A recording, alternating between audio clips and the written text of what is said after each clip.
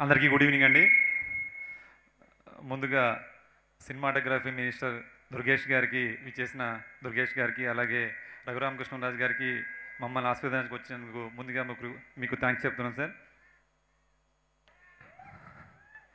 మీ so మీరై cinema చాలా పెద్ద success అయింది. చాలామంది కాల్ చేస్తున్నారు, చాలామంది అప్రిషియేట్ చేస్తున్నారు.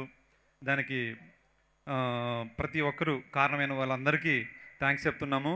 అలాగే నేను పీపుల్స్ మీడియా ఫ్యాక్టరీలో 3 సినిమాలు చేశానండి. ధమాకా అండ్ ఈగల్, ఇప్పుడు మిరాయ్. కాబట్టి ఈ 3 సినిమాలు చేసే అవకాశం కల్పించిన విశ్వప్రసాద్ గారికి ముందుగా కృతజ్ఞతలు తెలియజేస్తున్నాను సార్. అలాగే తేజ గారితో నేను జాంబీ రెడ్డి చేశాను, హనుమాన్ చేశాను, ఇప్పుడు ఈ మిరాయ్ చేశాను. ఆయనతో కూడా 3 సినిమాలు చేశాను. వాళ్ళతో గొప్ప సినిమాలు చేయడం అనేది నాకు నిజంగా చాలా అదృష్టంగా ఫీల్ అవుతున్నాను. అలాగే కార్తీక్ ఘట్టమనేని గారండి. కార్తీక్ ఘట్టమనేని గారితో నేను చాలా సినిమాలు చేశాను, కానీ డైరెక్టర్గా కూడా ఆయనతో కూడా 3 సినిమాలు చేశాను. సూర్య వర్సెస్ సూర్య అండ్ ఈగల్, ఇప్పుడు మిరాయ్. అంటే ఒక్కొక్కరితో 3 సినిమాలు చేశాను. మొత్తం 9 సినిమాలు. అంటే ఈ సినిమాలో 9 బుక్స్ లాగా నాకు ఒక స్ట్రెంత్ ఇది.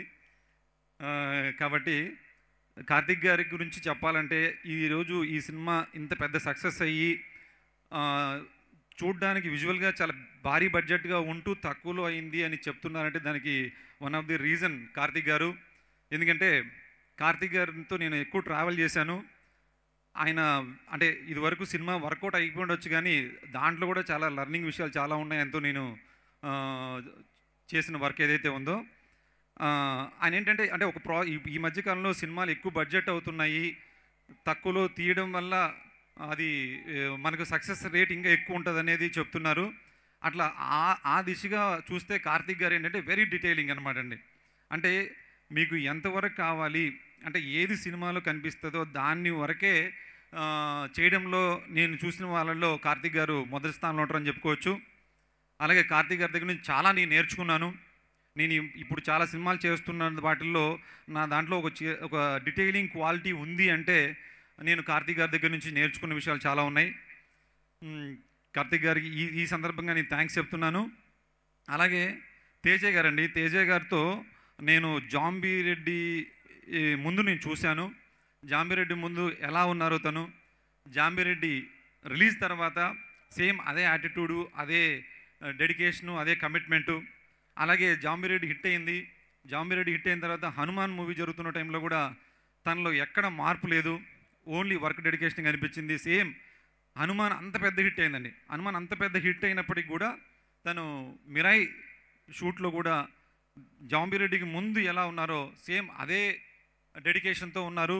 నిజంగా అలా ఉండడమే ఈరోజు ఆయన్ని ఒక పెద్ద ఈ స్టార్డమ్ కానీ ఇంత సక్సెస్ కానీ వచ్చిందని నేను అనుకుంటాను. కాబట్టి తేజ గారికి కూడా లాంగ్ రన్, అంటే ఒక చైల్డ్ ఆర్టిస్ట్గా కమల్ హాసన్ గారిని ఒక స్ఫూర్తిగా తీసుకొని ఆయన విభిన్నమైన సినిమాలు చేయాలని నేను మనస్ఫూర్తిగా కోరుకుంటున్నానండి.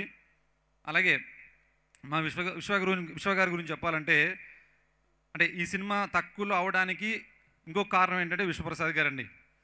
ఈ సినిమా కోసం మేము ఒక స్టూడియో బిల్డ్ చేసాం. అంటే విశ్వ గారు ఒక స్టూడియో స్థాపించారు. ఆ స్టూడియోలో మొట్టమొదటి సెట్టు మిరాయ్ సెట్ అండి. మేము ఇదివరకు హనుమాన్ కూడా ఒక స్టూడియో బిల్డ్ చేసి అందులోనే సినిమా మొత్తం పూర్తి చేసాం. ఇప్పుడు అది హనుమాన్ స్టూడియోలాగా ఫామ్ అయింది. అలాగే విశ్వ గారు ఈ స్టూడియో కూడా ఒక మిరాయ్ స్టూడియోలాగా దాన్ని ఒక పేరు పెట్టి దానికి ఒక ఈ సక్సెస్కి తగ్గట్టుగా ఆ స్టూడియో అనేది కూడా ఒక ఫామ్ అవ్వాలని, అదొక పెద్ద స్థాయిలో వెళ్ళాలని నేను మనస్ఫూర్తిగా కోరుకుంటున్నాను. అట్లాగే నాకు ఈరోజు ఇంత మంచి పేరు వస్తుంది అంటే, ఇన్ని ఫోన్ కాల్స్ వస్తున్నాయంటే నేను ఒక్కడనే కాదండి, నా వెనకాల చాలామంది వర్క్ చేశారు. అందులో శ్రీనివాస్ అని ఆర్ట్ డైరెక్టర్గా తను చేశాడు. తను ఒక్కసారి వస్తే బాగుంటుందండి. శ్రీను ఒక్కసారి రావా?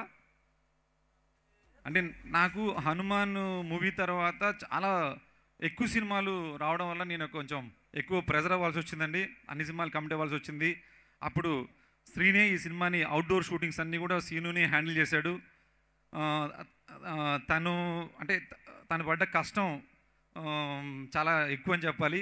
తను శ్రీనివాస్ అండి, తను ఆర్ట్ డైరెక్టర్గా ఈ సినిమాలో నాకన్నా ఎక్కువ కష్టపడిన పర్సను. తనే కాదండి, అలాగే తనతో పాటు దుర్గేష్, తర్వాత మా గణేషు, చాలామంది ఉన్నారన్నమాట. వీళ్ళందరూ కష్టపడ్డారు. అంటే ఈరోజు ఒక మంచి క్వాలిటీ వచ్చి బడ్జెట్ తక్కువలో అయిందంటే వీళ్ళందరూ కారణం. వీళ్ళే కాదండి, అంటే ఈ టీంలో, ఈ మూవీ టీంలో ఏంటంటే ఈవెన్ కార్తీక్ గారి టీంలో చాలామంది ఉన్నారు. శాటీ కావచ్చు, బాబీ కావచ్చు, వీళ్ళందరూ కూడా ఒక జాబే చేయకోకుండా అంటే కెమెరా డిపార్ట్మెంట్ చేస్తూ ఆర్ట్లో వర్క్ చేస్తారు, అసిస్టెంట్ డైరెక్టర్గా వర్క్ చేస్తారు. అలాగే ఉత్తర తను కూడా ఎడిటింగ్ చేస్తుందండి, తర్వాత ఏడీగా పనిచేస్తుంది. అన్నీ అంటే అందరూ కూడా ఒకే జాబ్కు పరిమితం కాకుండా మల్టిపుల్ అన్ని జాబ్స్ చేయడం వల్ల ఇది ఇంత పెద్ద సక్సెస్, ఇంత క్వాలిటీ వచ్చిందని నేను అనుకుంటానండి. థ్యాంక్ యూ అండి, థ్యాంక్ యూ. ఇంకేమన్నా మర్చిపోతే తర్వాత నేను చెప్తాను. అంటే గౌరహరి గారి గురించి చెప్పాలండి. గౌరహరి గారు ఈ సినిమాకి one of the main success కారణం అనుకోవచ్చు. వాళ్ళు ఆల్రెడీ హనుమాన్ సినిమాలో ఎంత వైబ్ క్రియేట్ చేశారో తెలుసు. అలాగే దానికి మించి దీంట్లో చేశారని అనుకుంటాను. అలాగే మా మణిబాబు గారండి, అట్లాగే అనిల్ అండి. అనిల్ అనే అతని దాంట్లో అతను first AD and art AD అన్నీ అండి అతను. అట్లాగే మాకు అంటే ఈ బడ్జెట్ తక్కువలో అవడానికి వన్ ఆఫ్ ది ఇంకొక పర్సన్ ఏంటంటే సుజిత్ గారండి. ఈపీగా చేశారు తను. అంటే తనకేంటంటే ప్రొడక్షన్ నుంచి ఒక ప్రెజర్ ఉంటుంది, మా నుంచి క్రియేటివ్ ప్రెజర్ ఉంటుంది. ఈ రెండింటిని బ్యాలెన్స్ చేసుకుంటూ అంటే బడ్జెట్ కంట్రోల్ చేస్తూ క్వాలిటీ ఇస్తూ తను ఇచ్చిన ఏదైతే సపోర్ట్ ఉందో అది నిజంగా మెచ్చుకోదగ్గ విషయం. అట్లాగే ఇంకా చాలామంది ఉన్నారండి, చాలామంది అందరికీ సపోర్ట్ చేసిన వాళ్ళందరికీ, నా క్రాఫ్ట్ కానీ సినిమాకి కానీ సపోర్ట్ చేసిన ప్రతి ఒక్కరికి నేను ధన్యవాదాలు తెలుసుకుందాను. థ్యాంక్ యూ అండి. సీన్ చూపాను. థ్యాంక్ యూ చెప్పారు అంతేనా అండి? థ్యాంక్ యూ నాగేంద్ర గారు, thank you so much. And